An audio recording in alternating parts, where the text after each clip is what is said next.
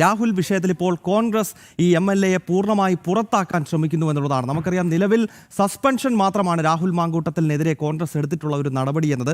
അതും സസ്പെൻഷൻ എത്ര കാലത്തേക്കാണ് എന്നത് സംബന്ധിച്ച് കോൺഗ്രസിന്റെ നേതൃത്വം വ്യക്തമാക്കിയിട്ടില്ല. പക്ഷേ ഇപ്പോൾ ഈ രാഹുൽ മാങ്കൂട്ടത്തിനെതിരെ കൂടുതൽ സ്ത്രീകൾ, യുവതികൾ പരാതിയുമായി രംഗത്തെത്തുന്ന പശ്ചാത്തലത്തിൽ ഇനിയും ഈ വ്യക്തിയെ പാർട്ടിയിൽ വെച്ചു പൊറുപ്പിച്ചാൽ, അല്ലെങ്കിൽ ഒരു കോൺഗ്രസ് പ്രവർത്തകൻ എന്ന നിലയിൽ പ്രവർത്തിച്ചാൽ, അത് തദ്ദേശ തെരഞ്ഞെടുപ്പിൽ മാത്രമല്ല ഏപ്രിൽ മാസത്തിൽ നടക്കാൻ പോകുന്ന വളരെ നിർണായകമായിട്ടുള്ള നിയമസഭാ തെരഞ്ഞെടുപ്പിൽ ഉൾപ്പെടെ കോൺഗ്രസിന്റെ അഡ്രസ് ഇല്ലാണ്ടാകും എന്ന വിലയിരുത്തലാണ് KPCCക്ക് ഇപ്പോൾ ഉള്ളത്. എസ് ശാലിനി ഈ വാർത്തയുടെ വിശദാംശങ്ങളുമായി തിരുവനന്തപുരത്ത് നിന്നും ചേരുകയാണ്. ശാലിനി, ഈ വളരെ ക്രൂഷ്യലായിട്ടുള്ള 2 തെരഞ്ഞെടുപ്പ് നടക്കുകയാണ് നമ്മുടെ സംസ്ഥാനത്ത്. ഒന്ന് തദ്ദേശ തെരഞ്ഞെടുപ്പ് ആയി കഴിഞ്ഞിരിക്കുന്നു. അത് കഴിഞ്ഞാൽ ഏതാണ്ട് 4 മാസം കഴിഞ്ഞാൽ നിയമസഭാ തെരഞ്ഞെടുപ്പാണ്. അപ്പോൾ രാഹുലിനെ ഇനിയും ചുമന്നാൽ അത് സ്വാഭാവികമായും കോൺഗ്രസിന്റെ ഒരു മേൽവിലാസം നമ്മുടെ സംസ്ഥാനത്ത് നഷ്ടമാകുമെന്ന വിലയിരുത്തലാണോ ഇപ്പോൾ KPCCക്ക് ഉള്ളത്? ശാലിനി,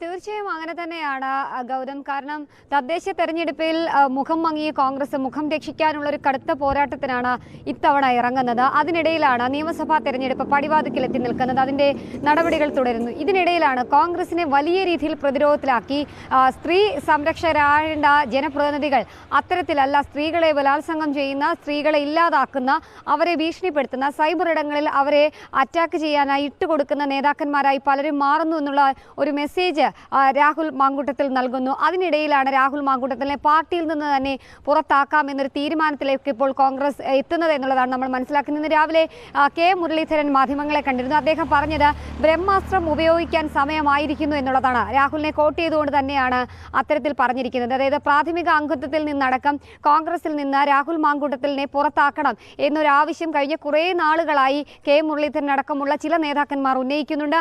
അത് പാർട്ടിക്ക് മുൻപിലേക്ക് പരിഗണനയ്ക്കായി എത്തുകയാണ്. ഇന്നോ നാളെയോ ഔദ്യോഗികമായ ഒരു തീരുമാനം KPCCയുടെ ഭാഗത്തു നിന്ന് ഉണ്ടാകുമെന്നുള്ളതാണ് നമ്മൾ പ്രതീക്ഷിക്കുന്നത്. കാരണം പാർട്ടിയും പ്രതിരോധത്തിലായിരിക്കുകയാണ്. കാരണം ഇങ്ങനെ രാഹുലിനെ ചുമന്നാൽ അത് തദ്ദേശ തെരഞ്ഞെടുപ്പിന് തിരിച്ചടിയാകും. നിയമസഭാ തെരഞ്ഞെടുപ്പിൽ പല മണ്ഡലങ്ങളിലും മൂക്കുകുത്തി വീഴേണ്ട സാഹചര്യം കോൺഗ്രസിന് ഉണ്ടാകുമെന്നുള്ളൊരു വിലയിരുത്തൽ KPCCക്കുണ്ട്. ആ രീതിയിലാണ് ഇപ്പോൾ ചർച്ചകൾ പുരോഗമിക്കുകയും ചെയ്യുന്നത്. കഴിഞ്ഞ ദിവസങ്ങളടക്കം രണ്ടാമതും ഒരു ബലാത്സംഗ പരാതി KPCC നേതൃത്വത്തിന് മുൻപാകെയും പിന്നീടത് സംസ്ഥാന പോലീസ് മേധാവിക്ക് മുൻപാകെ എത്തിയപ്പോഴും ഔദ്യോഗികമായ വാർത്തയോട് പ്രതികരിക്കാൻ കോൺഗ്രസിന്റെ പല നേതാക്കന്മാരും തയ്യാറായില്ല. പ്രതിപക്ഷ നേതാവ് VD സതീശൻ, KPCC അധ്യക്ഷൻ സണ്ണി ജോസഫ് അടക്കമുള്ളവർ മൗനം തുടരുന്ന ഒരു സാഹചര്യമുണ്ട്. കാരണം ഇത്തരത്തിൽ പലയിടങ്ങളിൽ നിന്ന് പരാതികൾ ഉയരുമ്പോൾ എന്ത് നിലപാടാണ് കോൺഗ്രസ് സ്വീകരിച്ചത് എന്ന് പറയാൻ പോലും കഴിയാത്ത രീതിയിലേക്ക് പാർട്ടിയെ പ്രതിരോധത്തിലാക്കിയിട്ടുണ്ട് രാഹുൽ മാങ്കൂട്ടത്തിൽ എന്നുള്ള വിലയിരുത്തൽ കോൺഗ്രസ് നേതൃത്വത്തിനുണ്ട്. അതിനിടയിലാണ് കടുത്ത നടപടികളിലേക്ക് കോൺഗ്രസ് കടക്കാനൊരുങ്ങുന്നത്. എന്തായാലും കൂടിയാലോചനകൾ നടക്കുകയാണ്.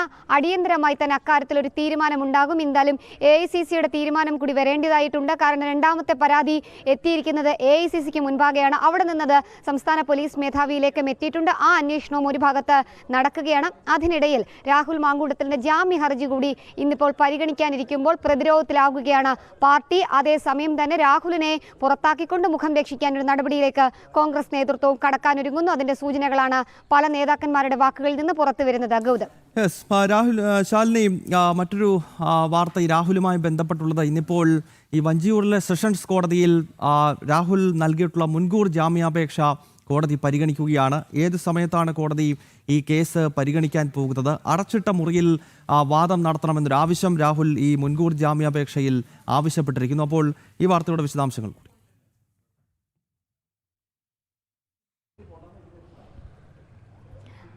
ഗൗതം, ഇന്നിപ്പോൾ രാവിലെ 11 മണിയോട് കൂടിയാണ് ജാമ്യ ഹർജി തിരുവനന്തപുരം വഞ്ചിയൂർ സെഷൻസ് കോടതി പരിഗണിക്കാൻ പോകുന്നത്.